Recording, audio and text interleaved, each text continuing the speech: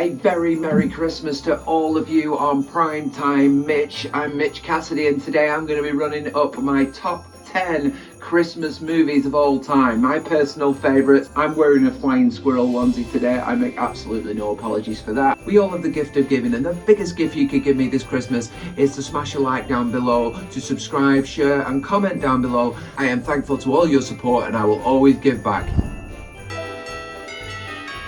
Number 10 is going to be Nightmare Before Christmas. Yes, this is a Christmas movie. I think it is. My partner Amy thinks otherwise.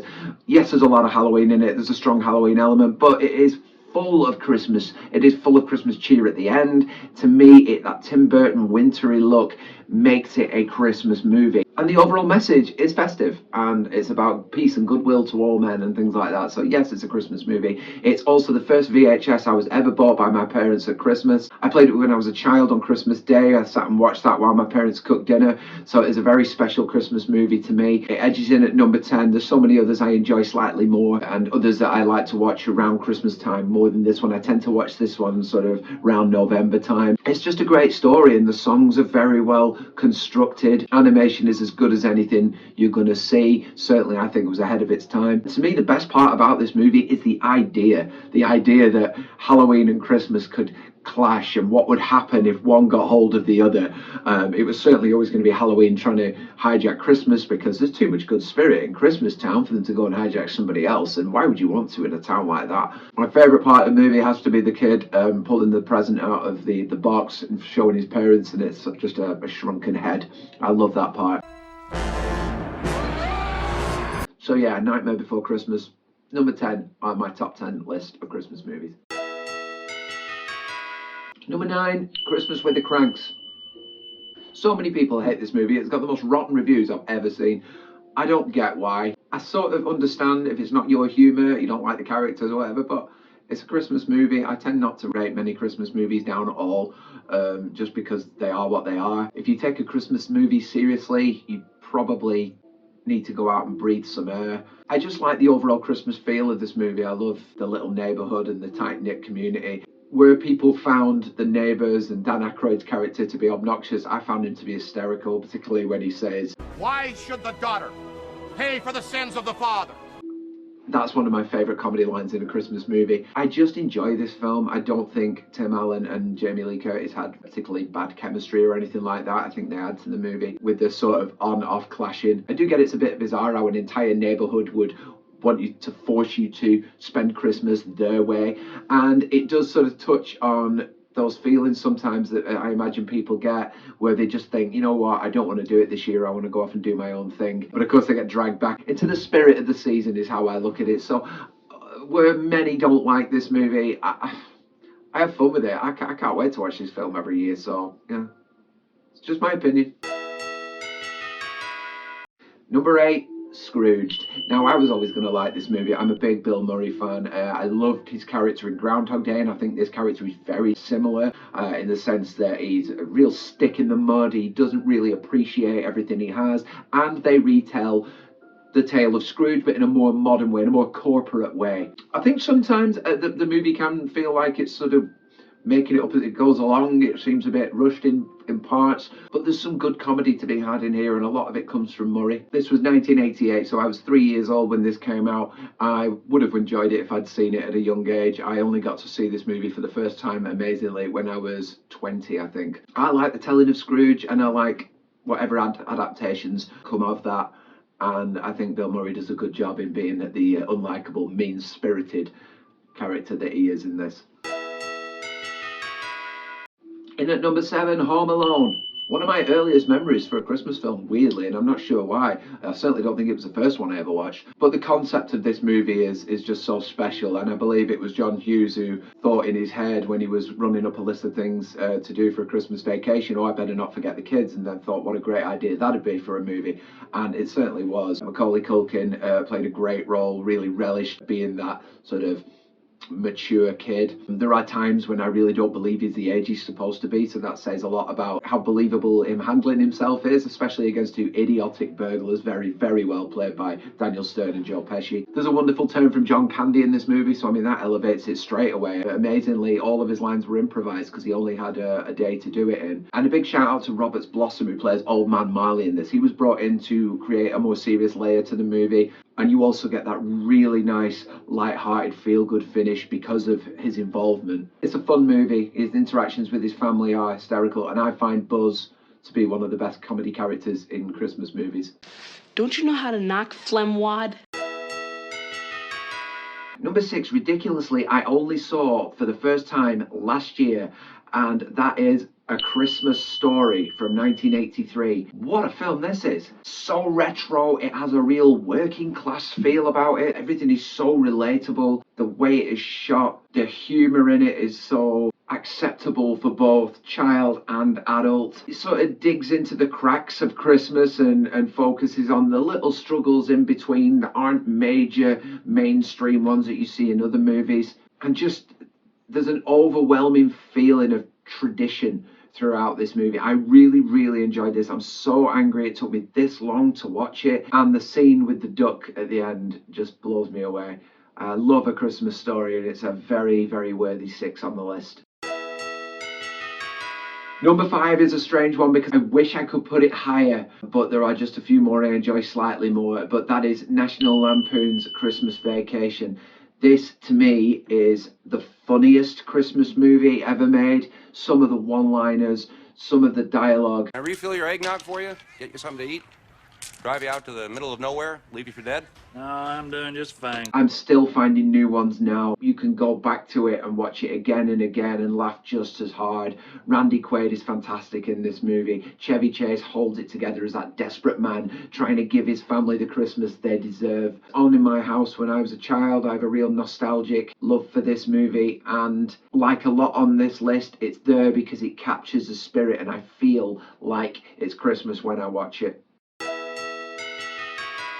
Number 4, and it's only just ahead of 5, and that is Jingle All the Way. Now that is Arnie's moment to show just why he is that classic blend of action and comedy. It is a little silly in parts, a bit far-fetched, particularly the ending, although it is a real feel-good ending. There are some really funny moments in this movie, and the late great Phil Hartman plays Ted, who is one of my favourite characters in any Christmas movie ever. The slimiest eligible bachelor you will ever see. So cringeworthy, but yet so funny at the same time.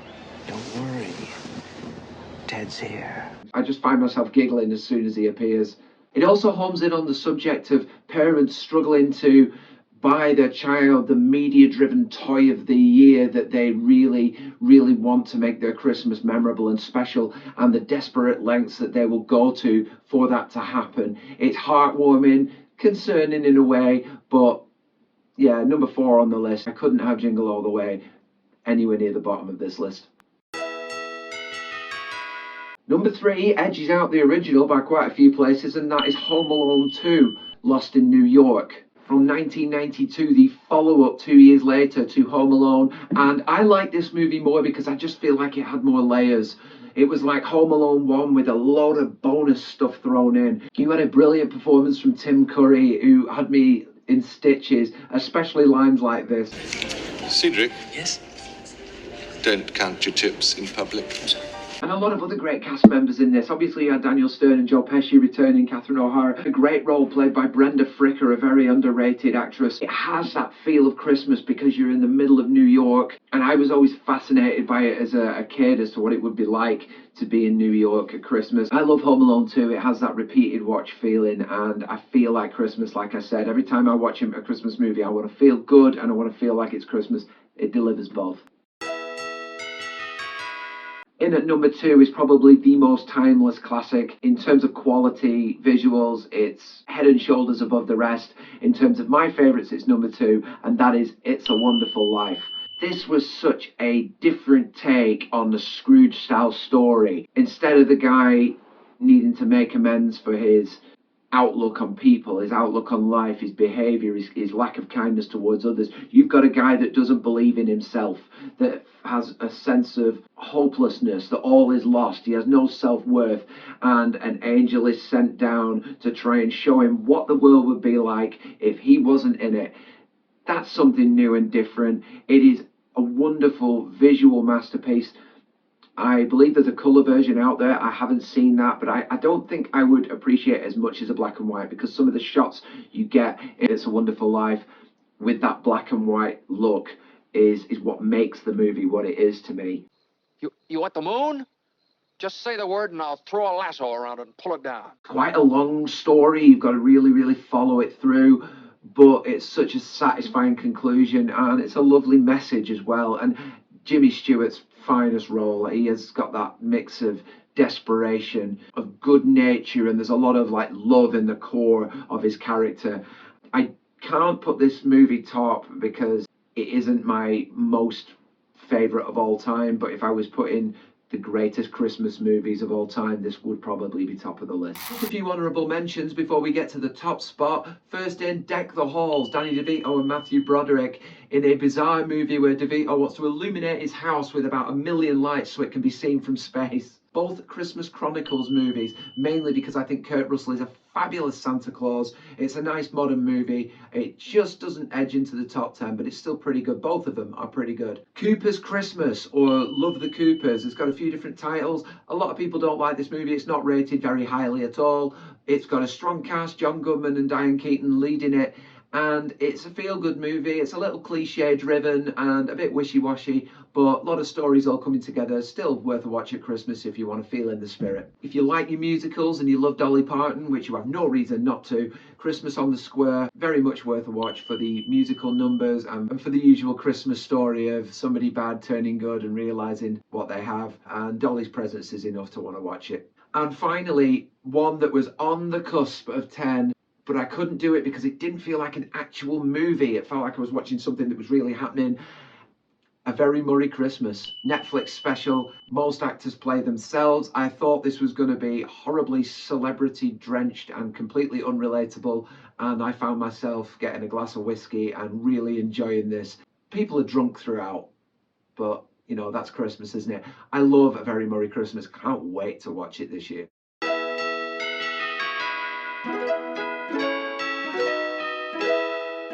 And in at number 1, my favourite of all time, the one that makes me